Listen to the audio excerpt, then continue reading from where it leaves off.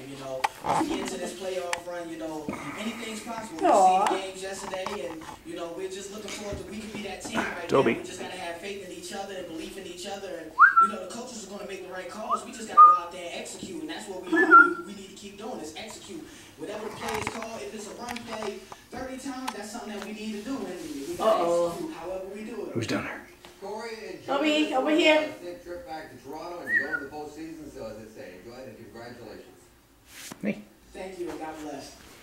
He really has been a treat. Ever since he exploded on the scene, he had a quiet week 1, and he had a quiet 6. And how about the way Tobi. back? Helton just under 30 yards rushing last week, and a really nightmare night for the Argos last week at home against Hamilton. And he bounced back with touchdowns today, and over 150 yards total offense.